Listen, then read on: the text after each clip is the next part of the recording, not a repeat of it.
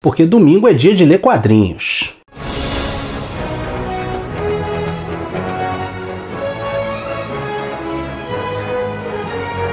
Olá, bem-vindo ao Fantasma Brasil. Em 2006, para comemorar os 70 anos de publicação do Fantasma, a Ópera Gráfica lançou este belo encadernado intitulado Fantasma Sempre aos Domingos. Esse encadernado traz não apenas as 7 primeiras aventuras dominicais do Fantasma, como também reúne pela primeira vez todas as tiras diárias desenhadas por Ray Moore. É um material muito interessante e que a gente vai folhear agora. Aqui eu tive que fazer toda uma engenharia para poder fazer esse trabalho de folhear essa edição, porque como vocês veem ela é muito grande, né?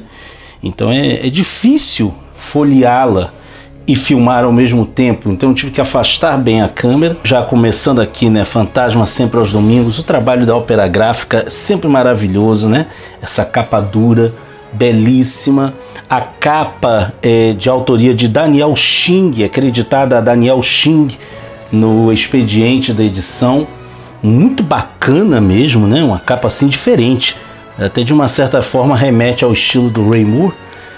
Olha isso, gente. Olha a guarda de capa. O pessoal que me acompanha sabe que eu não sou exatamente o lombadeiro, mas eu admiro um trabalho gráfico bem feito. Olha que coisa bonita isso daqui, né? Realmente muito bacana. Essa edição que reúne as 7 primeiras tiras dominicais do Fantasma. Aqui tem uma lista com um resumo delas. Todas as tiras dominicais que estão aqui reunidas são da dupla Lee Falk e Ray Moore.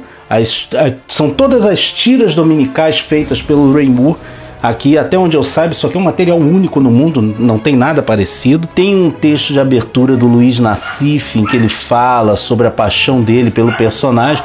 O texto tem até algumas coisas erradas, sabe? Tem umas informações equivocadas sobre o personagem, mas vale a pena, é um texto bacana. A edição é aberta com esse fantástico escrito de Gonçalo Júnior, um grande pesquisador dos quadrinhos, né, um grande brasileiro que pesquisa os quadrinhos, onde ele vai falar da história dos suplementos dominicais, né? E com isso ele acaba traçando uma história de maneira muito breve, mas muito bacana, muito bem escrita, uma história do desenvolvimento dessa linguagem dos quadrinhos nos jornais estadunidenses. Muito bacana mesmo. Ele vai dar algumas pinceladas sobre o Brasil, inclusive, sobre a chegada dos suplementos dominicais no Brasil, né? Aí ele fala, claro, ele tem uma seção específica sobre o Fantasma. Mas olha isso, gente, olha que cuidado, que coisa bonita. Ai, gente, é uma pena que a Ópera Gráfica acabou. Seria tão legal a gente ter mais materiais desse tipo, né? Olha só, muito legal mesmo. Ele traz aqui, ele fala sobre as críticas que eram feitas, inclusive, ao Fantasma, né? Nós temos aqui os agradecimentos. Olha, gente, fala a verdade, gente, isso aqui é uma edição de tirar o fôlego, sabe? Eu tava folheando hoje antes de gravar o vídeo e me deu assim uma emoção novamente de ter esse material. Nós temos aqui a primeira história, a Liga dos Homens Perdidos, uma história clássica do Fantasma, primeira tira dominical do Fantasma, né? O resumo da história do personagem. E nessa edição aqui, né, os Homens Perdidos, que eram criminosos que se colocam lá na selva, naqueles anos em que o Fantasma ainda estava fundamentando a sua mitologia. Essas tiras que estão aqui vão de 1939 a 1942, e a arte do Ray Moore nessa edição aqui, nossa senhora, a arte de Ray Moore já é espetacular. E com a valorização que foi feita aqui, ela fica ainda melhor, ela fica mais impressionante ainda, sabe? Eu gosto muito, curiosamente essa história aqui é uma história até bem simples, mas eu gosto muito do final dela, porque o Fantasma termina gravemente ferido. Então toda a humanidade do fantasma e ao mesmo tempo a sua capacidade de superar os obstáculos é enfatizada nessa história. Temos aqui, olha, o segredo do Coronel Wynn. Eu não vou fazer muito resumo das histórias que estão aqui contidas, não. Cada uma dessas histórias merece um review próprio, né? Mas eu quero mais é mostrar para vocês a qualidade que a ópera gráfica atingiu nessa edição e de como as tiras dominicais do Fantasma tinham assim até um ritmo narrativo diferente das tiras diárias. Uma história realmente muito bacana, a arte... A gente não cansa de admirar a arte do Ray Moore. É realmente espetacular. Nessa edição aqui fica ainda mais bonita. Essa outra história também, A Deusa do Fogo, muito legal, uma história assim que o fantasma tem que resolver um problema sério que aconteceu na ausência dele, né? E é interessante que tem uma personagem que aparece aqui, a Mana, que é a deusa do fogo da história, né? E ela vai reaparecer na história seguinte. É muito bacana isso, né? Quase como um Phantomverse, né? Uma coisa assim, bem legal mesmo. Era um período, né? Os anos 30, 40... Era um período assim em que as histórias continham um ar um tanto quanto inocente, né? Mas ao mesmo tempo era aventura pura. E o que é bacana é que o Falk não se furtava a colocar o personagem dele em situações inusitadas, né? Como por exemplo essa daqui, em que ele tem que solucionar um caso em que um sujeito foi incriminado pela morte de um político, sabe? E isso é algo realmente bacana. Coisas das histórias dos anos 30, né? Tem aquela coisa dos gangsters. Nesse período o fantasma só tem ainda um anel, ele só usa o anel da caveira, ainda não havia sido criado o conceito do anel da proteção. Então, gente, isso aqui, olha só, gente, Ray Moore, na sua melhor forma, uma perseguição numa montanha russa, cara. Gente, isso assim, para os padrões da época, era algo que nem o cinema conseguiria fazer. Uma briga numa sala de espelhos de um parque de diversões. Quantos filmes a gente viu depois, quantas histórias a gente não viu depois que usavam esse conceito de uma luta numa sala de espelhos. Olha só que bacana, o pioneirismo do Ray Moore aqui. Essa história dos sabotadores é curtíssima, é uma história bem curtinha. Acho que é a menor das histórias dominicais daquele período, né? Tanto que aqui ela dura 4 páginas. 4 páginas. E é claro, né, o retorno das Piratas do Céu, onde o Falk já traz ali questões que hoje o pessoal ia chamar até de lacração, porque você tem as mulheres no comando, as mulheres, a força feminina, né? A personagem Sala, que afirma detestar os homens, porque todos os homens são fracos, são covardes. O único que mereceu seu encanto foi o fantasma. Aqui é bacana, que é uma das raras vezes em que o Ray Moore faz um close do rosto do fantasma.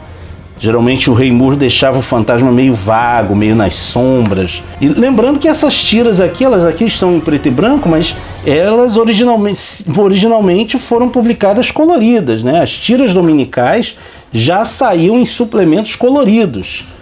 Então aqui tem uma diferença talvez em relação ao original, mas vale muito a pena, muito bacana mesmo esse material da ópera gráfica. Sala e Margot, essas duas mulheres dão um trabalho para o nosso personagem, né?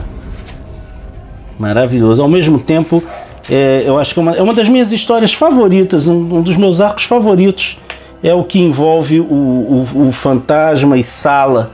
Eu particularmente tinha assim eu torcia um pouco pela Sala, sabe? Eu gostava muito dela, achava ela uma personagem realmente muito bacana e eu gosto muito da solução do fantasma no final dessa história, né, em relação à Sala. Essa aqui também é a história, um impostor em que um sujeito, um foragido da justiça, ele rouba as roupas de um rapaz que estava tomando banho com seu cão, abre aspas, né? Entre aspas. Ele rouba as roupas do fantasma, passa a fazer um monte de bobagem, né? Na selva, e o fantasma vê assim o risco de ter a sua dinastia, né? A sua reputação manchada por esse sujeito, né? Muito da hora mesmo, muito bacana essa história. Eu gosto, né? Muito bom, trabalho bonito da Ópera Gráfica. E aqui a gente chega à última das histórias, e um bacana que eu gosto muito disso aqui, né? 70 motivos para relembrar e saudar o fantasma. Uma lista preparada pelo Marcelo Naranjo, né? Em que ele cita, né? Eram 70 anos, então 70 motivos, né? Então ele coloca, né? Criado em 1936, é o primeiro super-herói mascarado das histórias em quadrinhos. Afinal, se o Batman é super sem poderes, por que ele não? Ele mora na Caverna da Caveira, o Batman que nos perdoe, mas isso sim é uma moradia de assustar. O fantasma namorou e noivou por mais de 40 anos com Diana Palmer antes do casamento, um verdadeiro recorde de causar inveja a qualquer solteirão invicto. O fantasma fez sua estreia no Brasil no suplemento Correio Universal em 28 de março de 1936, quer dizer, pouco mais de um mês após a estreia nos Estados Unidos. E aqui ele foi chamado primeiramente de Fantasma Voador. Então é realmente uma lista bem bacana, né? Muito legal mesmo. Um personagem que chegou a estar entre os 6 mais conhecidos dos quadrinhos e que em seu melhor momento teve milhões de leitores ao redor do mundo, é sempre digno de homenagens e lembranças. Muito legal, né? Muito legal. Aí ele fala aqui também das cores, né? E aí termina aqui, né, a propaganda da Ópera Gráfica, né? Aí mais uma vez essa bela guarda de capa. Muito linda essa edição, sabe? É realmente um tesouro para se ter no acervo.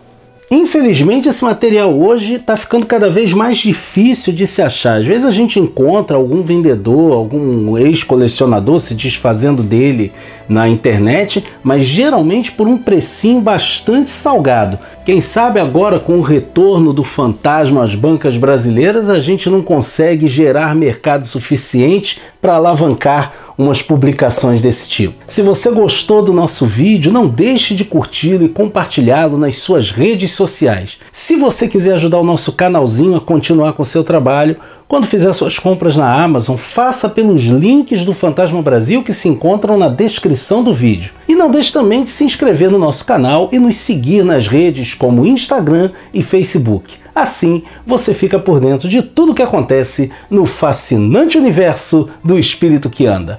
Ok? Vejo você por aí, hein?